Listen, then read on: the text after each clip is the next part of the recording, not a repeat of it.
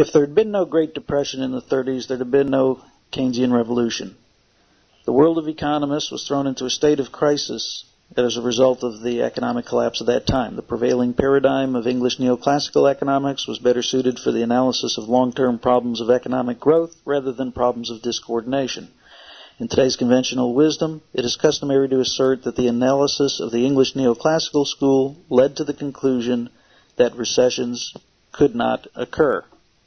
Know this to be gross oversimplification, but it is not at all unfair to claim that the prevailing orthodoxy of the English neoclassical school established a thought framework that was incompatible with disturbances other than those of short duration, wherein self-correcting mechanisms would quickly be apparent and effective.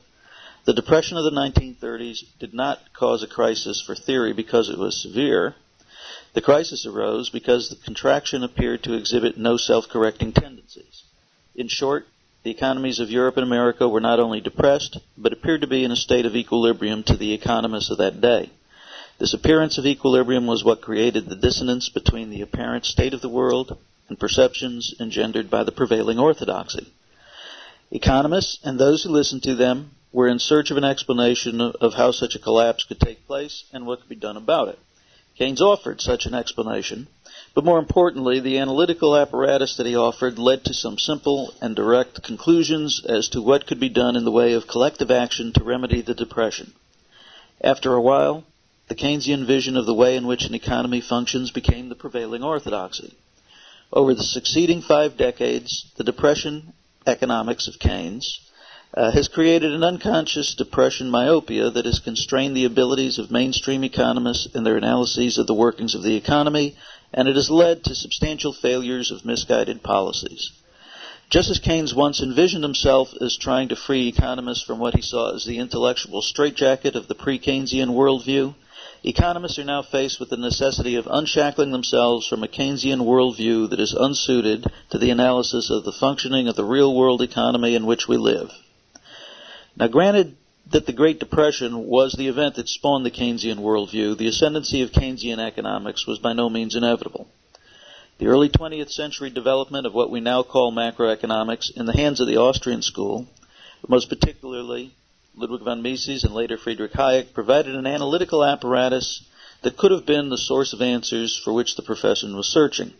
This outcome might have come to pass, one can speculate, had Anglo-Saxon economics not evolved so much in isolation from the very rich development of the Austrian tradition, particularly with respect to capital theory. It is indeed the case that most students of economics of the last 4 decades are unaware of what John Hicks reminds us, that in the early 1930s, the new theory of Hayek rivaled the new theory of Keynes, and that it was by no means clear which perspective would prevail. Of course, Austrian cycle theory was a lot newer to British economists than to European economists. Whereas much of Keynes' theory was slapped together in response to the economic collapse, the theories of Mises and Hayek, as elucidated during the 1920s, were built upon the earlier works of Wicksell and Bombark and were capable of predicting the collapse of the 1930s before the fact.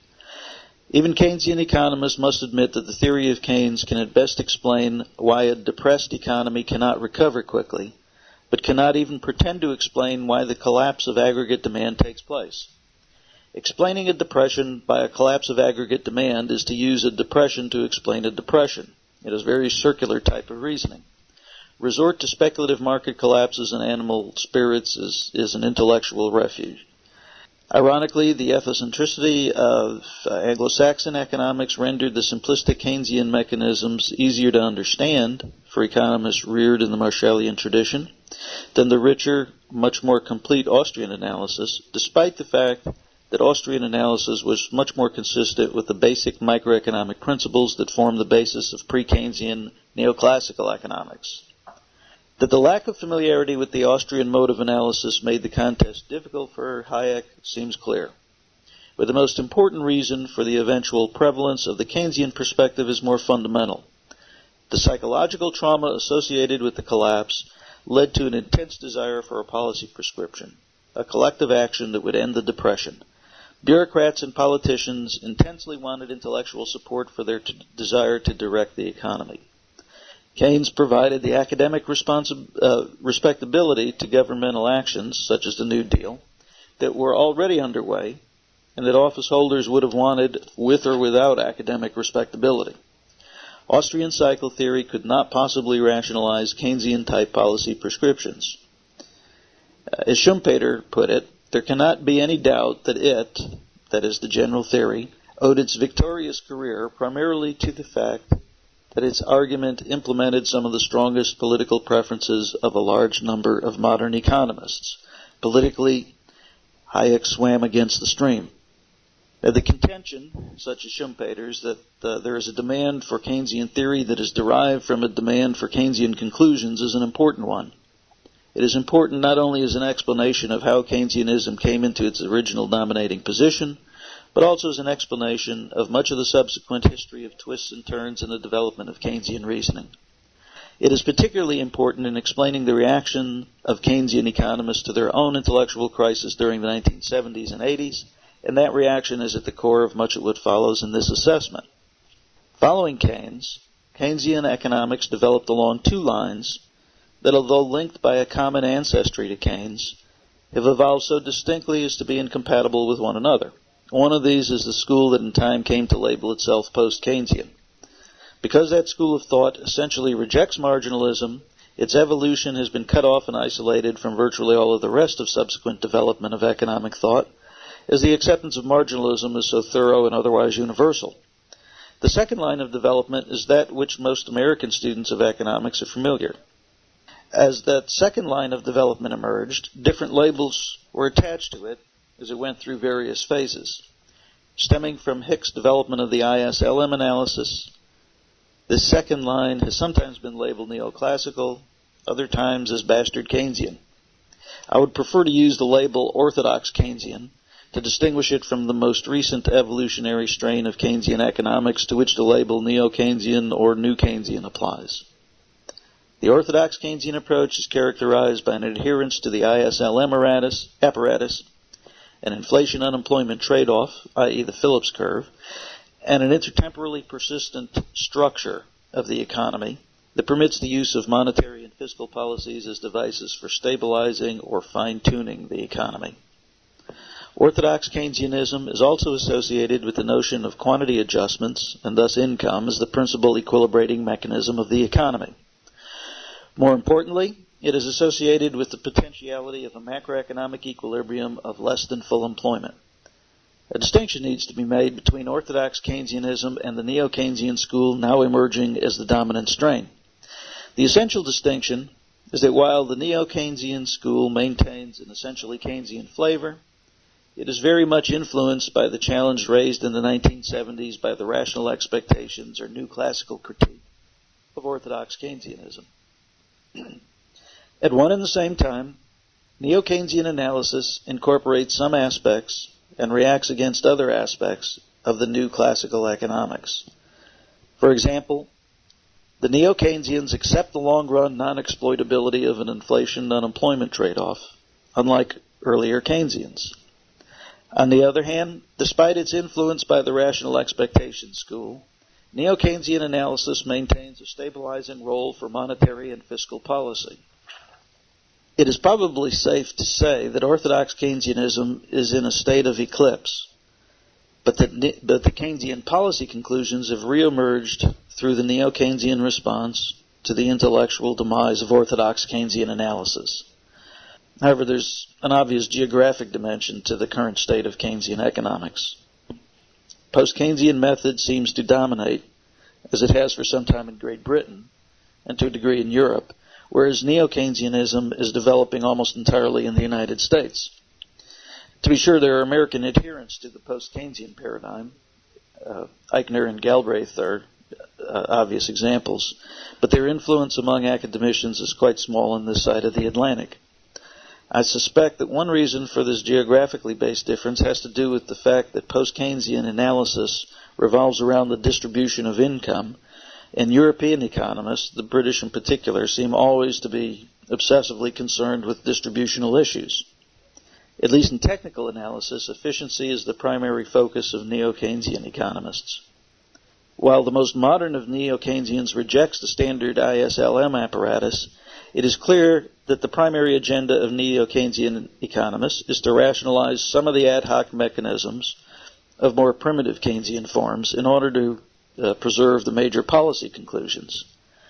The earlier Keynesian chain of logic was most vulnerable in its analysis of the labor market, wherein workers react to the money wage only, not to the real wage, and that money wage is exogenously and somehow mysteriously determined.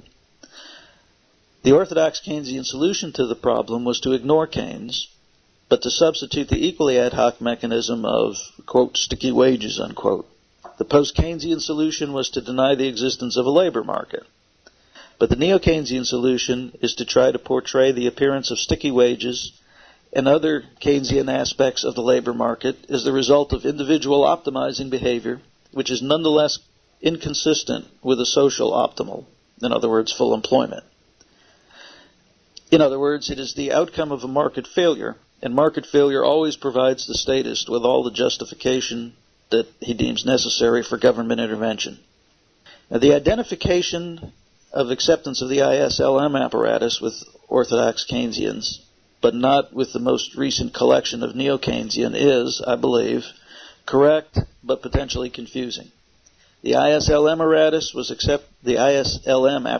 was accepted by Friedman and like-minded monetarists, after all, but it was thoroughly rejected by the new classical economists. It is just as thoroughly rejected by post-Keynesians. Now, for someone wanting a way out of this taxonomical confusion, I recommend the book by Warren Young. Besides, I don't want to trespass too far into the territory that has been assigned to others in this symposium.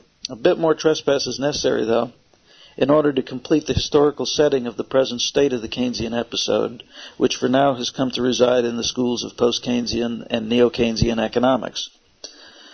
For this purpose, I find the classification of each of the 5 decades of since the general theory by Peter Sinclair to be highly useful, though I interpret much of the historical detail differently.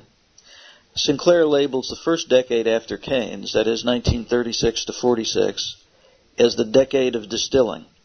This is the decade of the mechanization of the Keynesian model and the mislabeled neoclassical synthesis that produced the ISLM apparatus as the main tool of analysis of Orthodox Keynesianism.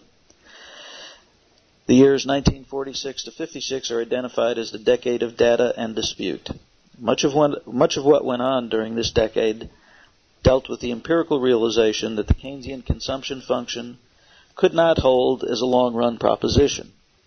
Duesenberry's relative income hypothesis, Modigliani's life cycle hypothesis, and Friedman's permanent income hypothesis all emerged as alternatives to the primitive Keynesian consumption function, although Friedman did the best job of reconciling the short-run Keynesian function with the statistical relative constancy of the long-run average propensity to consume.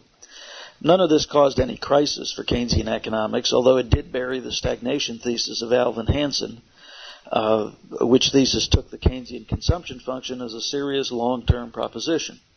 Otherwise, these developments were seen as refinements of the basic Keynesian model, and to this day, macroeconomic textbooks tend to employ the primitive Keynesian consumption function in their expositions, relegating Friedman, Modigliani, and Duesenberry to separate and quite separable chapters or appendices. The next decade, that is 1956 to 66, is labeled by Sinclair as the decade of dynamics. It is this decade that Keynesian economics begins a process of mutation, one eventually leading in the post-Keynesian and the other in the Neo-Keynesian direction. Solo's so-called neoclassical growth model brought relative factor prices into play and gave a place for capital-labor substitution within a one-sector model. In significant contradistinction to Austrian capital theory, capital was treated as homogeneous, much as it was by Knight. Knight, however, did not conceive of an aggregate production function, which in Austrian analysis is a logical impossibility. Impossible or not, the aggregate production function has become a mainstay of mainstream dynamic economics. There developed another strain of growth models in the Cambridge, England tradition that form the basis of post-Keynesian dynamics. These include the models of Kaldor and others who share a common ancestry going back to Kalecki. Eschewing any role for substitution, these models are driven entirely by income effects, and they render determinate the distribution of income between the owners of capital and labor. The absence of substitution effects from these models makes the concept of an aggregate production function meaningless in post-Keynesian analysis, and post-Keynesians have remained true to this concept. But their rejection of the concept of an aggregate production function is based on the alleged non-existence of factor markets, as conventionally perceived, not on problems of aggregation over homogeneous capital goods, which problems form part of the basis for the Austrian rejection of an aggregate production function. In any event, this is the decade in which Keynesian economics splits into mutually contradictory paradigms, and which has produced a distinction today between post-Keynesians and Neo-Keynesians. The 10 years of 1966 to 76 are labeled by Sinclair as the decade of disillusion. The disillusion stems from the inability of the Orthodox Keynesian model to explain what was going on in the world at the time. The most primitive Keynesian models assume fixed prices. Hence, the models were inapplicable to questions about inflation, except at full employment, beyond which the so-called classical model involving a crude quantity theory of prices held as a so-called special case. The introduction of the Phillips curve in the early 60s, at first as a deus ex machina, supposedly provided the missing link between the real sector and the price level. In time, Phillips-type phenomena were incorporated into the most sophisticated Keynesian-based econometric models, some of which ran into hundreds of equations. Even with the assistance of the Phillips curve, however, the existent varieties of orthodox Keynesian models were utterly inconsistent with the real-world phenomenon of stagflation, or more precisely, the breakdown of any appearance of a systematic, unidirectional movement between the level of economic activity and the rate of inflation. In truth, there were other difficulties that rendered Keynesian analysis inconsistent with the facts of the real world. The incompatibility with stagflation was perhaps the key issue leading to the crisis for Keynesian orthodoxy and the demise of its mechanistic worldview. The seeds of this intellectual crisis were sown by Milton Friedman's well-known presidential address, in which he described the transitory nature of the Phillips curve. His depiction of labor market processes argued that money illusion, the key ingredient in Keynes' weakest link, was a disequilibrium phenomena, the effects of which would dissipate so that in the long run there could be no inflation-unemployment trade-off. Now, there were several responses among mainstream economists to the intellectual crises associated with the demise of orthodox Keynesianism. One response was a growing popularity of post-Keynesian economics.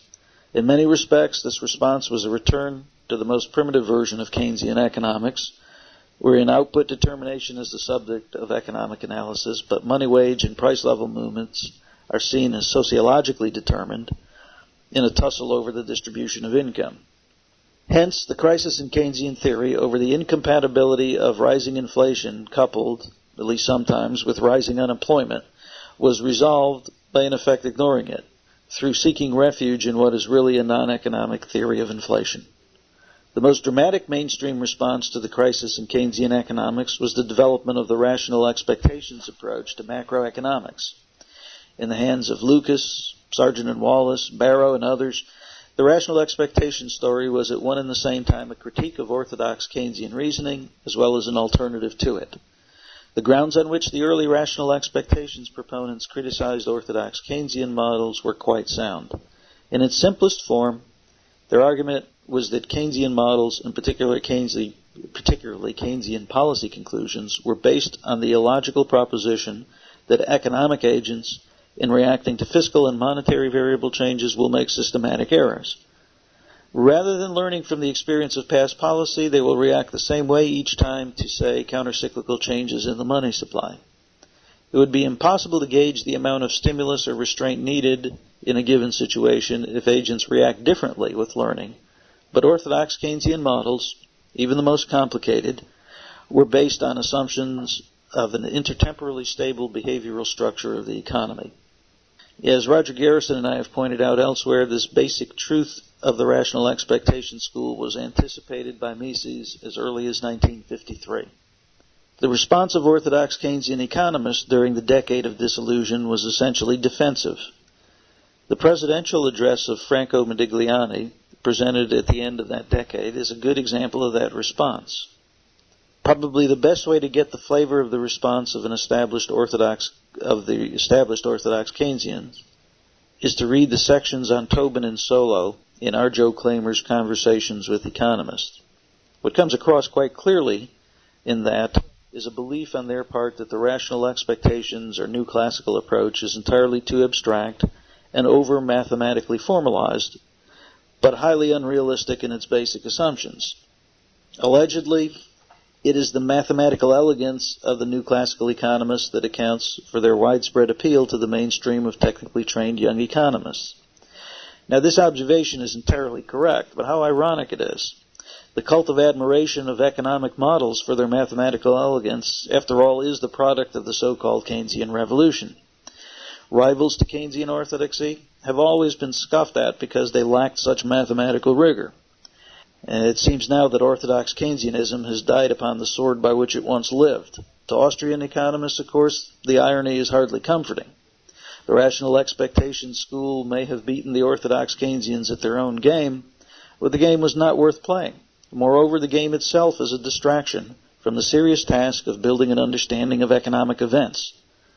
Sinclair labels his last period, which I believe can be extended to include the present, as the decade of debt, doubt, and deflation.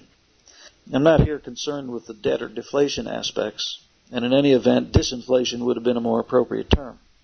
The doubt to which Sinclair refers is the exceedingly unsettled state of affairs in macroeconomic analysis, particularly the present disagreements between the new classical and neo-Keynesian economists. This last period is also characterized by the coalescence of the neo-Keynesian, or as its adherents like to label it, New Keynesian school.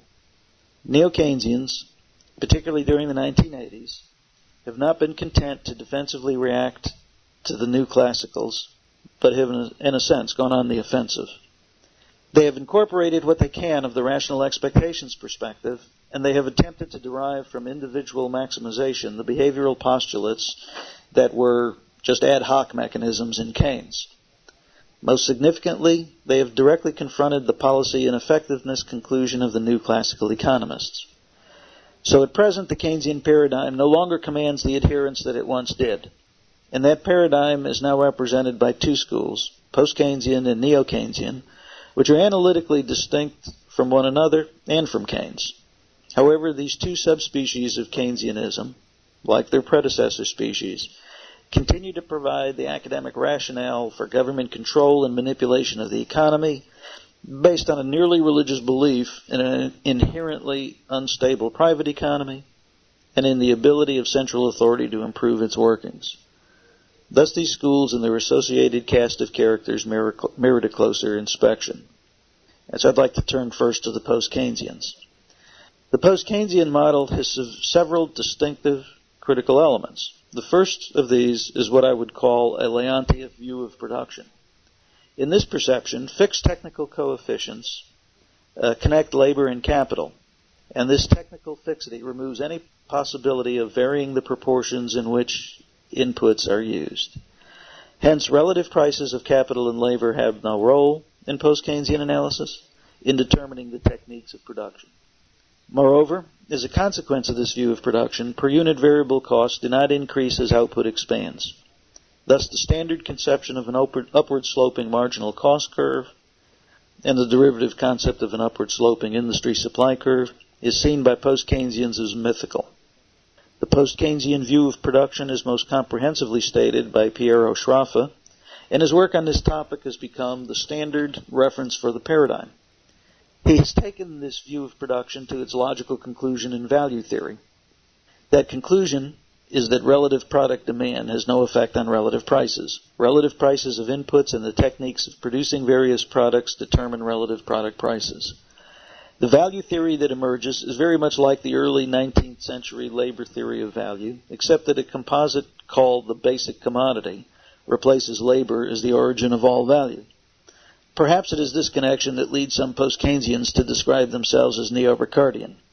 While the story of production of commodities by means of commodities, to use their phrase, cannot be simply told within a limited space, the details of the story are not necessary for a general overview of post-Keynesian economics.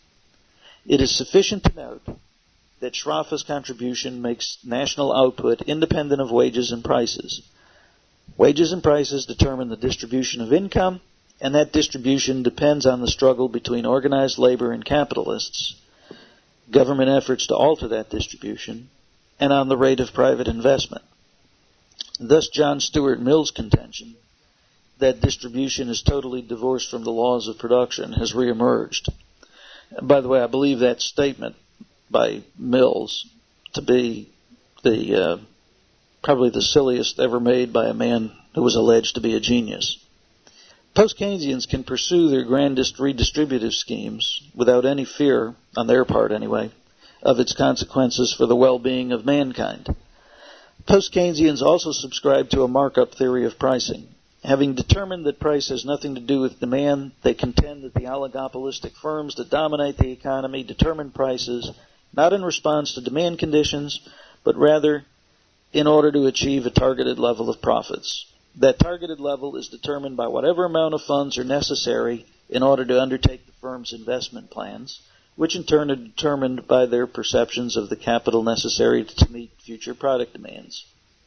The post-Keynesian perception of production and pricing also divorces inflation from any demand considerations.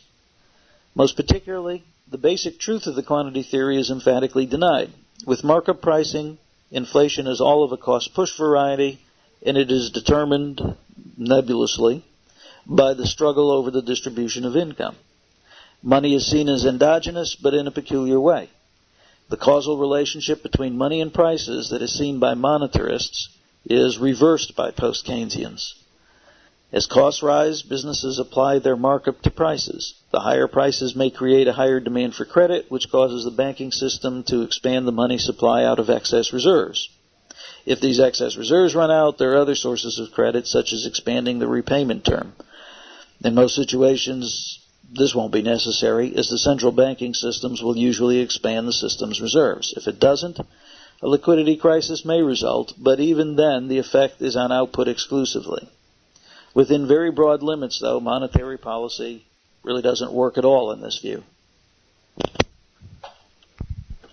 As I mentioned before, the post-Keynesian view of the labor market, as conventionally defined, is that it does not exist.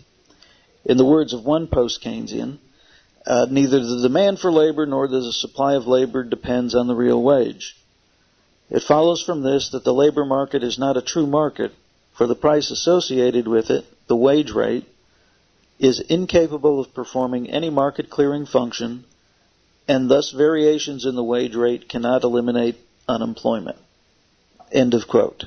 Money wages, on the other hand, are determined by the relative power of unions and oligopolistic corporations. This relative power can be affected somewhat by the degree of slack in the labor market, but public policy and social custom are seen as much more important determinants of that power. In any event, markup pricing dictates that prices will move with money wages. With wages, both money and real, as well as prices, playing no role in employment determination, it is simply aggregate demand variations, usually investment variations, that, given fixed proportions, determine the level of employment. There's a great deal more, of course, to post-Keynesian economics than can even be touched upon here. There are two important surveys by post-Keynesians that are fairly comprehensive. One is an article by Eichner and Kriegel in the 1975 Journal of Economic Literature, and another a book edited by Eichner. The articles in that book by Peter Kenyon, by Kriegel, Applebaum, and Basil Moore are particularly useful. An important source of particulars of the post-Keynesian framework are contained in articles published over the years in the Journal of Post-Keynesian Economics, which began publication in 1978. While there is an internal consistency in the post-Keynesian model, it is clearly built on a set of ad hoc assertions and ideological jargon. As such, post-Keynesian economics appears as a collection of non sequiturs to most other economists, even other Keynesians. In one sense, the development of post-Keynesian thought is stark apology. It has no microeconomic foundations except for primitive pre-marginalist ones, and it serves mostly to rationalize a collectivist control of the division of income according to class. With Marxism falling in credibility, the post-Keynesian effort to justify government control of investment decisions and perpetual wage and price controls provides the next best hope for those who just cannot accept economic individualism. I'd like to turn now to an examination of the Neo-Keynesians. Now, Post Keynesians like to think of their perspective as a direct outgrowth of the line of thought initiated in the general theory, and tend to view Orthodox Keynesianism as a distortion of Keynes' message. There have been so many interpretations of what that message was that it is no simple matter to determine the correctness of the post-Keynesian ancestral claim. What is easily established is that the post-Keynesian system is quite distinct from Orthodox Keynesian thought. The distinction between Neo-Keynesian and Orthodox Keynesian strains is far less apparent. For one reason or another, some economists that I think of as Orthodox Keynesians are sometimes referred to, without their objection, as New Keynesian, such as Tobin and Modigliani.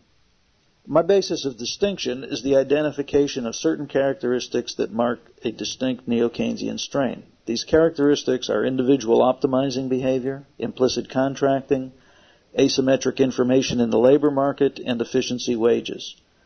All of these elements, when put together, are used to arrive at Keynesian conclusions: persistent involuntary unemployment and an effective role for demand management. Now, put in the simplest terms possible, the task that Neo-Keynesians see themselves facing is to explain equilibrium in markets, particularly labor markets, without market clearing. The principal device for doing so is reliance on the concept of implicit contracting and the related concept of efficiency wages. The basic notion of implicit contracts is that both firms and workers would prefer wage stability to employment stability. Hence, a firm will respond in the short run to economic disturbances by reducing output and employment rather than wages. To reduce wages in response to transitory demand decreases would weaken the long-run profitability of the firm in this view. Moreover, the firm may find that paying higher than market wages, and by inference that does not logically follow non-market clearing wages, that this will increase productivity and profits. The notion of higher than market clearing wages, called efficiency wages, seems to be one of the major empirical preoccupations of the most popularly known Neo-Keynesian, Lawrence Summers. Even when firms regard a change in demand as permanent, their workers do not know this. Due to this asymmetric information, the only way labor, especially if organized, can be convinced to accept a wage reduction over the long run is for the firm to not attempt an immediate wage cut, but to first cut output and employment. I guess anything kinder and gentler won't be believed, and the workers displaced by the imperfection of asymmetric information in one firm won't find employment at lower wages elsewhere because other firms have implicit contracts with their own workers which prevent absorption. Because these propositions are derived from models of utility maximizing workers and profit maximizing firms subject to rational expectations, Neo-Keynesians see themselves as having completed the task of providing a sound microeconomic foundation to Keynesian notions of how the world works. Moreover, Keynesian rigidities, as explained by imperfect markets with asymmetric information, are easily extended to other markets. Joseph Stiglitz, one of the most important Neo-Keynesians, has done so for product and credit markets. Neo-Keynesians perhaps should be applauded for their efforts at undermining the equilibrium always mindset of the rational expectations or new classical school. But the Neo-Keynesian mindset seems to suggest that if they can convincingly argue that markets do not clear continuously and that unemployment is not necessarily a disguised form of voluntarily chosen vacation, then they can conclude that the basics of Keynesian economics, including its policy prescriptions, are maintained intact. But that conclusion does not follow. The literature on implicit contracts at the basic level provides some insights into the complexity of real-world labor markets, it is true. But the contention that a perpetually inefficient labor market results is simply erroneous. In the real world, workers face an array of implicit contracts, offering a wide range of opportunities to trade off earning stability for employment stability. The existence of such a range is welfare enhancing, not a market imperfection. The implicit contracting idea may be quite incompatible with the continuous market clearing approach of the new classical economists, but it complements Hayek's explanations of the prolongation of the business cycle. Indeed, Hayek's thoughts on the evolution of rule-following behavior are quite amenable to the basic notions of implicit contracting theories. Yes, we know that we live in a world of uncertainty and imperfect information, and that this affects behavior. If some want to label the resulting behavior as a market imperfection, so be it. But to conclude that a case is thus made that government intervention into markets can improve the overall performance of the economy is just wrong. It is a conclusion that does not follow from the fact that we live in a complex, uncertain world. The whole thrust of modern Austrian analysis points to the conclusion that complexity and uncertainty make it impossible for government to improve the coordinating tendencies that underlie market activity.